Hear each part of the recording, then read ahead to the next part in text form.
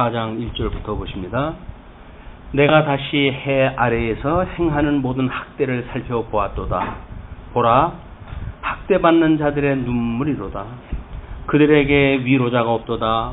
그들을 학대하는 자들의 손에는 권세가 있으나 그들에게는 위로자가 없도다. 그러므로 나는 아직 살아있는 산 자들보다 죽은 지 오랜 죽은 자들을 더욱 못되다 하였으며, 이 둘보다도 아직 출생하지 아니하여 해 아래에서 행하는 악한 일을 보지 못한 자가 더 복되다 하였노라. 하나님 앞에 이제 양대 언약을 받고, 양대 언약이 저주를 받은 상태 속에서 이 자손 언약, 땅 언약, 통치 언약 이렇게 보게 되어지는데, 자손 언약 중에 하나님 앞에 위로가 필요한 자들이 과부, 나그네, 고아로 보통 표현되어지는 이스라엘 백성들의 어려움을 당하고 있는 그 부류들입니다. 그런데 통치가 하나님을 경외하는 통치가 아닌 이런 그 세상이 되어지게 되면 제일 힘들게 되어지는 분들이 이제 이분들이에요. 그걸 우리가 뭐 소외 세력이다 이제 뭐 이렇게 이야기를 하고도 그러는데, 그런데 그 모든 학대가 소위 갑질로 인하여 만들어지는 겁니다. 갑질이라는 것은 뭔가 자기가 가지고 있다고 하는 자들에 의해서 만들어지는 그런 폐악한 일들인데, 지금 이 해 아래에서 행하는 학대를 살펴보았는데, 학대받는 자들의 눈물이 전부 눈물인 거예요. 인생사가 전부 눈물의 그런 역사다. 근데 그들에게 위로자가 없는 거예요. 근데 그들을 학대하는 자들의 손에는 권세가 있으나, 학대하는 자들, 갑질을 하는 자한테는 그 권세가 있지만은 오히려 갑질을 당하는 자들에게는 위로자가 없다는 이야기죠. 자, 이렇게 되어졌을 때 우리는 이제 예수 그리스도, 이들이 나라를 잃고 그다음에 다른 나라로 포로로 끌려가고 이렇게 되어졌을 때 위로자가 없다는 이야기는 이미 하나님이 떨어져 있는 상태 아니에요. 하나님이 떨어져 있는 상태 속에서 이를 뭐 이제 다른 그 열국들은 이 사람들을 뭐 때리고 이제 뭐 몽둥이 역할을 갖다 하고 이렇게 되어지는데, 그 위로자가 없어요. 그 위로자가 없다는 이야기는 지금 선지자의 하나님의 말씀을 증거하는 선지자가 없음과 마찬가지죠. 그렇게 없다. 그러므로 나는 아직 살아있는 자들보다 죽은 지 오랜 죽은 자들을 더욱 복되다 하였다. 이것이 지금 현재 박해만 받고 의미가 없는 삶을 산다고 하는 그런 그 이야기는, 과거에 다른 때에는 또 말씀이 있었을 때가 있고, 그런 선지자에 의해서 비록 책망을 받다 할지라도 선지자의 책망 속에서 하나님의 그 뜻을 깨달을 때가 있었는데, 지금은 그런 자들이 없어요. 그러니까 오히려 죽은 지 오랜 죽은 자들을 더욱 복되다 하였다. 뿐만 아니라 지금 고난을 받고 있는 자, 또는 이미 죽어서 그 고난이 멈춘 자, 이런 둘보다도 아직 출생하지 아니하여 해 아래에서 행하는 악한 일을 보지 못한 자가 더욱 복되다 하노라. 그래서 우리가 그 어려움을 당할 때 하는 얘기가 그럽니다. 차라리 낫지 않았으면 좋았을 뻔했다. 세상에 태어나지 않으면 좋을 뻔하는 사람들이 얼마나 많습니까? 세상에 태어나가지고 그게 복인지를 알고 여기서 뭐 흥청거리고 먹고 마시고 즐겁게 살지만은 끝내 심판을 당하기도 하고, 또는 어떤 그 부류들은 여기서 자기 좋아하고 기뻐하고 선한 대로 살지도 못해요. 압질을 받으면서 이런 그 자들의 비극사를 이야기하면서, 내가 또 본즉 사람이 모든 수고와 모든 재주로 말미암아 이웃에게 시기를 받으니 이것도 헛되어 바람을 잡는 것이로다. 모든 수고와 모든 재주로 가지고 있는 사람들은 다른 사람들이 시기를 갖다 해요.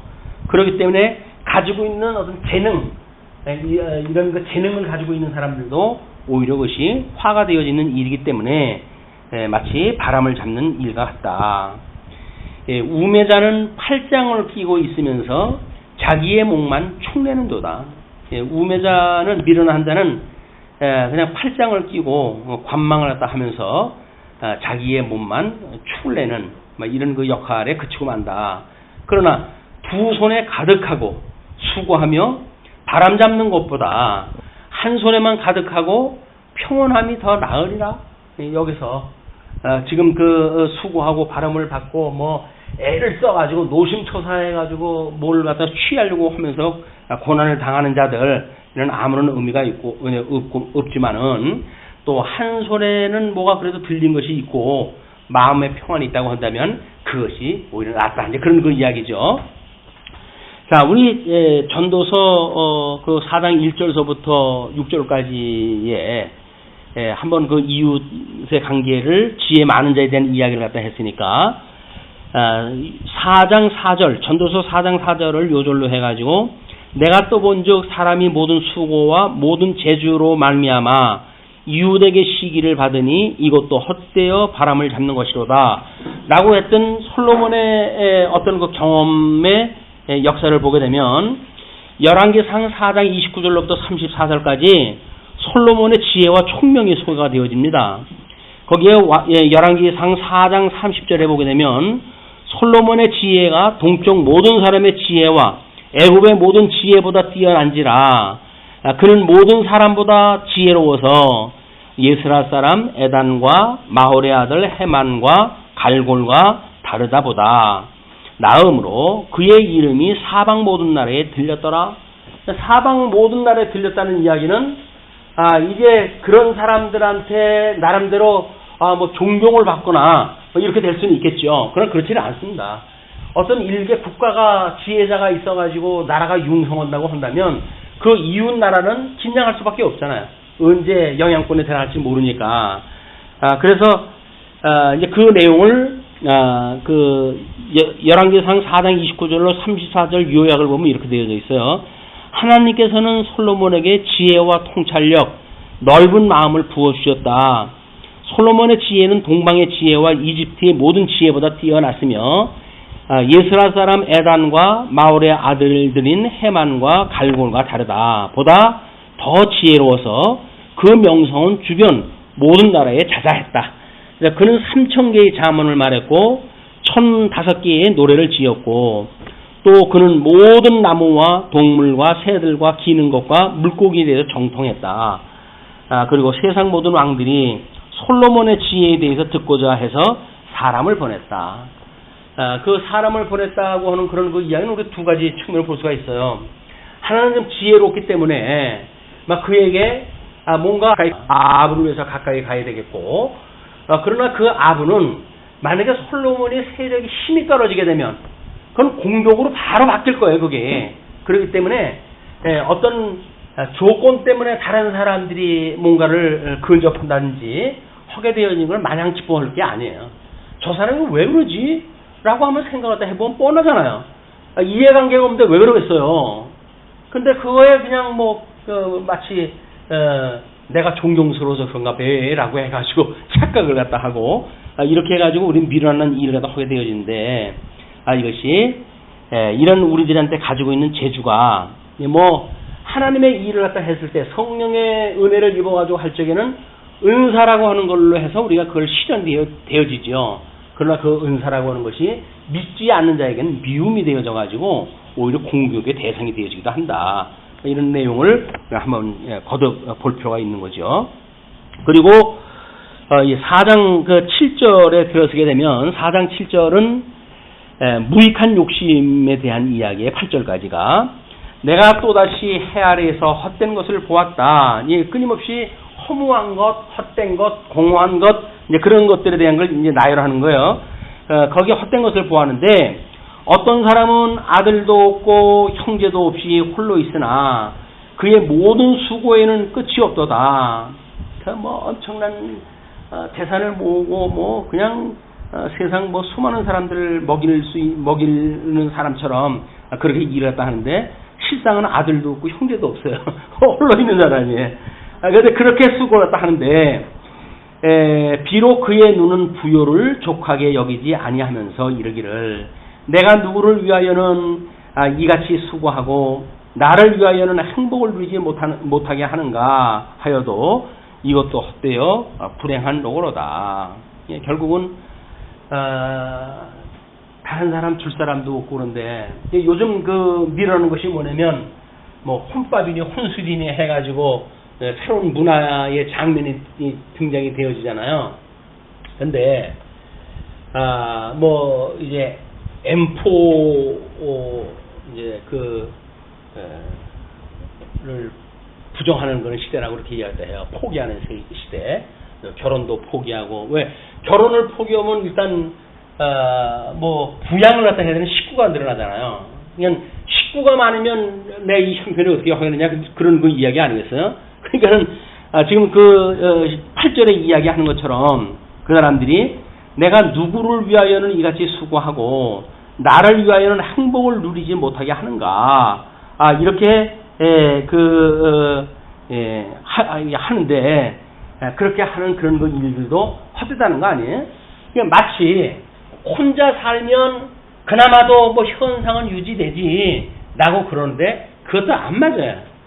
옛날 어른들은 뭐 자기 먹을 거는 자기가 가지고 태어난다 이렇게 이야기하기 때문에 그렇게 하는 거 하면 또 그렇게 많은 식구가 산다고 한들 오죽하겠어요. 그것도 또 사실 그래요. 그러니까 세상에 있는 일들의 정의가 없습니다. 여기에 이건 진리야라고 말하는 게 있을 수가 없어요. 다 헛되고 거짓말에 이게 전부 비진리의 세계이기 때문에 이 절대 이 악 속에 갇혀져 있는 여기서 우리가 뭔가를 진리를 찾고 거기서 정당성을 찾고 하는 일들은 부질없는 일이다. 이것이 지금 솔로몬이 그 무익한 욕심에 대한 걸 이야기하는 것이고 그 다음에 이제 9절로 12절 보게 되면 친교와 상호 부조의 유익을 이야기를 해요. 예, 혼자 있는 것으로서의 그런 욕심이 헛되다고 한다면 친교하고 상호 부조할 수 있는 거라고 한다면 이런 유익이 있다 그런 그 이야기인데요. 자 9절에 또 두 사람이 한 사람보다 나음은 그들이 수고함으로 좋은 상을 얻을 것임이라. 혹시 그들이 넘어지면 하나가 그 동물을 붙들어 일으켜려니와 홀로 있어 넘어지고 붙들어 일으킬 자가 없는 자에게는 화가 있으리라. 그래서 뭔가 이게 상호 부조로 해가지고 서로 도와주고 하는 일로 인해 가지고 좀 유익이 있는 걸 쭉 설명하다 하는 거예요. 그러면서 또 두 사람이 함께 누우면 따뜻하거니와 한 사람이면 어찌 따뜻하랴. 인간사의 어떤 이런 홀로 생존하는 이 홀로 생존하는 그런 그 문제점을 제기했다 하고 두 번째는 그러기 때문에 우리가 이렇게 여러 사람이 함께 살아야 될 이유가 있다는 거예요.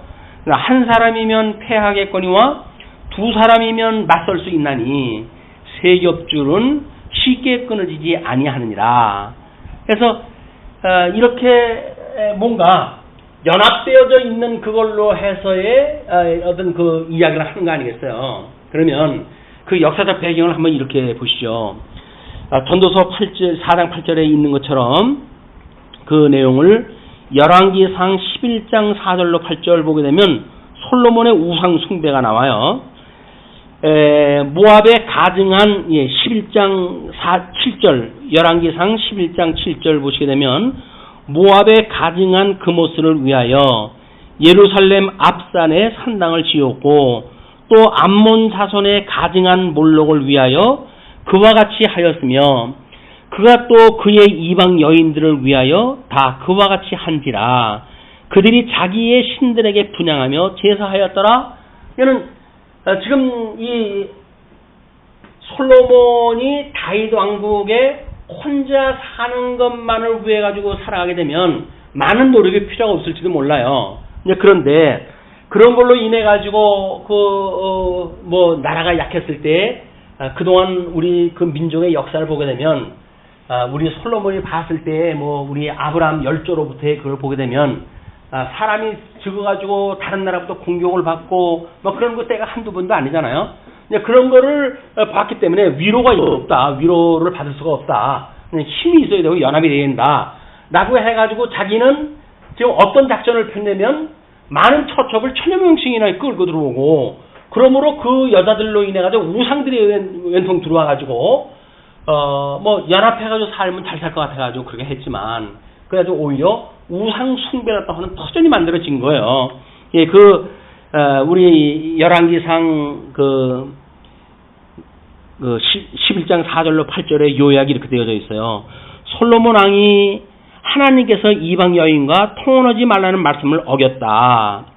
이방 여인과 통혼하지 말라는 그런 말씀, 이걸 어기게 되어졌고, 이방 여인을 포함하고 후궁이 700명, 첩이 300명을 두었는데 그 여인들이 왕의 마음을 돌아서게 하고 다른 신들을 따르게 했다. 그래서 시돈의 아스타롯이라든가 암몬의 밀곰을 섬기게 되어졌고, 모압의 그모스와 암몬의 몰록을 위해서 예루살렘에 산당을 짓는 일까지 급기야 되어진 거예요. 이것들이 혼자 있으면 위태롭다고 생각이 들어가지고 뭔가 이게 여러 나라들하고 이런 이해관계를 만들어서 막 그거는 이제 혈연관계를 만드는 거 아니겠어요? 거기에 공주를 데려온다든지 이렇게 됐으면 혈연관계를 만들게 되면 다윗 왕국이 강대할 것이라 라고 생각이 들어가지고 그렇게 했단 말이에요. 그런 이제 했는데 결국은 그 일로 인해 가지고 솔로몬은 망하게 되어진 그런 그 모습을 보게 되어집니다. 근데 지금 그 우리 9절서부터 12절까지는 신교와 상어부조의 유익에 대한 것만 소개가 되어져 있지, 거기다는 헛되다고 하는 사실이 기록이 안 되어져 있어요. 헛됨에 대한 것이. 그냥 마치 그거는 긍정적인 걸로 해석을 할 수 있겠으나 지금 1장서부터 7장까지의 전체 내용이 뭐냐면 결국 이 허무함을 이야기하는 거 아니에요. 그 가운데 그 구절이 있기 때문에 그 구절만 어떤 의미를 두고 그걸 하나님의 선한 뜻으로 이해하는 것은 무리가 있습니다. 그것도 다 헛되다고 지금 이야기하는 것 중에 그냥 하나의 일부분이다. 이렇게 봐야 12절까지의 그런 그 맥락이 맞아 떨어지게 되어집니다. 다음에 이제 13절로부터 16절까지 정치적 명성의 헛됨에 대한 걸 이야기하다 하는데요. 자, 이제 우리 땅을 이제 연합돼 가지고 땅을 확장을 시키고, 그리고 거기에 어떤 공동 운명적인 나라의 관계를 갖다 만드는 것이 땅원하게 되어 있는 것. 1절서부터 지금 그 6절까지의 내용을 어떤 자손원하게 대한 그런 그 허무함에 대한 그런 그 이유를 설명했다고 한다면, 지금 그 12절까지는 땅원하게 대한 이 허무함을 드러냈고, 13절로 16절까지는 이게 이제 통치에 대한 이야기예요. 그 마지막 부분에 대한 것이 통치 명성에 대한 헛됨에 대한 이야기인데, 역사적 배경은 이렇게 제가 한번 살펴봤습니다. 전도서 4장 15절에 보게 되면, 내가 본즉 해 아래에서 다니는 인생들이 왕의 다음 자리에 있다가 왕을 대신하여 일어난 젊은이와 함께 있고, 그의 치리를 받는 모든 백성들이 무수하였을지라도 후에 오는 자들은 그를 기뻐하지 아니하리니 이것도 헛되어 바람을 잡는 것이로다. 이것이 만사에 때가 있다고 하는 그것도 연결이 되어진 거예요. 지금 왕을 다스리고 많은 사람들이 그를 이렇게 치리를 받는 그런 그 백성들, 이런 그 자들이 많이 있을 때가 있어요. 그런 그 때가 있고 기한이 있어요. 근데 그 때가 지나가게 되면 후에 오는 자들이 이제 등장하는 때가 되는데, 그때가 되면 그를 기뻐하지 아니한 때가 온단 말이에요. 그러니까 인생사라고 하는 건 끊임없이 이것이 일편적으로 이게 살아가지지가 않는다. 끊임없이 뭔가 반복되어지고 이런 그 문제가 있기 때문에 솔로몬은 어떤 그런 자기의 역사를 통해 가지고 이런 거를 기억을 갖다 했을까? 그래서 열왕기상 11장 9절로 25절 말씀을 인용하다 했어요. 그 열왕기상 11장 12절 말씀을 보게 되면, 그러나 내 아버지 다윗을 위하여 내 세대에는 이 일을 행하지 아니하고 내 아들의 손에서 빼앗으려니와 오직 내가 이 나라를 다 빼앗지 아니하고 내 종 다윗과 내가 택한 예루살렘을 위하여 한 지파를 내 아들에게 주리라 하셨더라. 마지막 르호보암에 의해 가지고 남쪽 유다가 존속되어지는 때가 오는 거예요.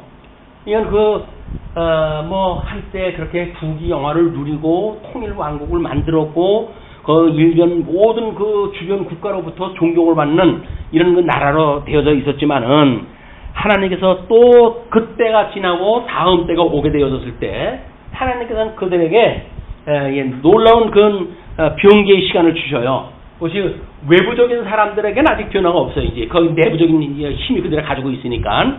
그러나 내부적으로 해가지고 이제 모반이 일어나기 시작을 합니다.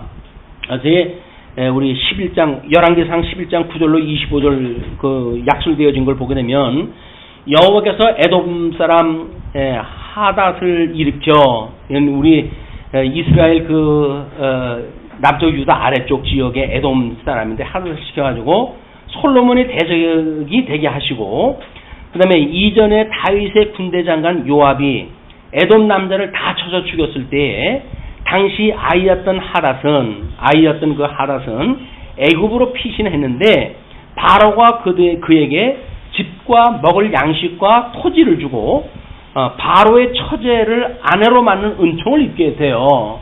그러니까 저 애굽이라고 하는 나라는 강대국 아닙니까?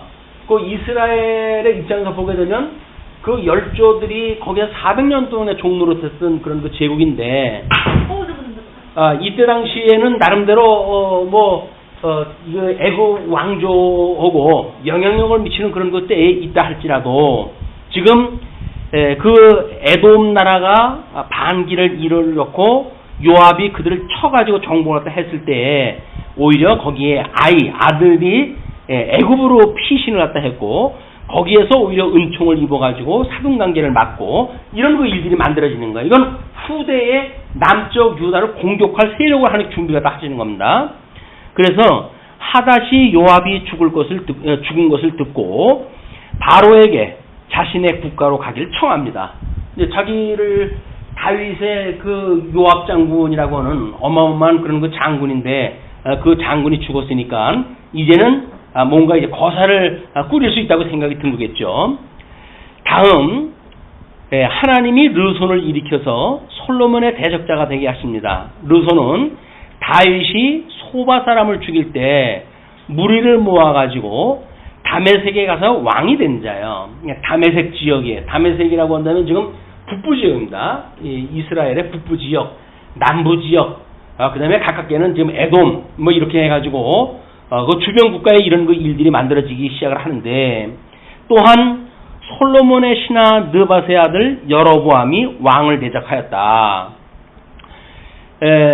그 느밧의 아들의 그 여로보암이 있었는데 그 여로보암이 왕을 대적을 했다 한 내용이 이제 소개가 되어지는 겁니다. 여로보암은 요셉 족속의 일을 감독하게 하였었는데 선지자 아이야가 예루살렘 들에서 그를 만나 자신의 새 옷을 12조각으로 찢고는 여로보암에게 10조각을 줌으로 해가지고 이제 북쪽 이스라엘을 차지할 거를 이미 선지자가 등장했다 해가지고 주어요. 그러니까 주변 국가들의 정세의 변화를 보게 되면 이미 그때가 어떠한 때인지를 우리가 분별할 수가 있는 거예요.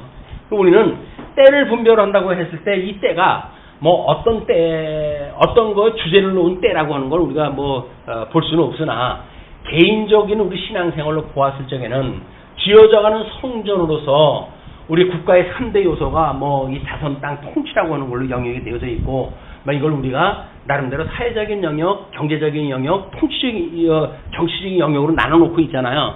그러면 우리 세속적으로 이 세상을 살아가는데 필요한 모든 요소가 다 포함되어지는 겁니다. 저 포함되어지는 거에 어떤 징후가 만들어지는 거에 우리가 관심을 갖게 되어져요. 늘 깨어 있으라고 하는 그 이야기가 그겁니다. 늘 깨어 있어가지고 이 세속에 미혹의 영들에 의해 가지고 세상 그 쾌락에 빠져 있게 되어지게 되면 깨어 있을 수가 없어요. 그러니까 거기에 우리가 깨어 있어가지고 조그마한 이런 그 어떤 내용의 변화도 감지할 수 있는 이거 필요하다. 그거를 이제 역사적 배경을 가지고 지금 13절에서부터 소개가 되어진 거예요. 자, 그러면 13절 보시죠. 가난하여도 지혜로운 젊은이가 있고 늙고 둔하여 경고를 더 받을 줄 모르는 왕보다 나으니. 가난한데도 불구하고 지혜로운 젊은이가 있다는 그 이야기는 뭡니까? 그래서 재물과 하나님 경외한다고 하는 것을 이미 별개로 나눠놓고 하는 이야기예요. 그러니까 그가 이 세상에 어떤 가지고 있는 것은 적다 할지라도 그 이야기예요. 가난하여도. 근데 지혜로운 젊은이가 있으니까 가지고 있는 자기의 조건을 가지고 분명히 위에 계신 하나님에 대한 걸 깨달아 알을 수 있을 만큼의 지혜가 있다는 거예요. 가난하다고 하는 그 이야기는 어떤 빈부 차이를 놓고 그가 가난한 청년이다라고 하는데 포커스가 맞춰지는 것이 아니라 가난한 걸 가지고도 하나님의 은혜를 깨달을 수 있는 지혜가 있는 자, 그런 자가 지금 13절에 소개되어진다란 말이에요. 그런 젊은이가 늙고 둔하여 경고를 더 받을 줄 모르는 왕보다 낫다.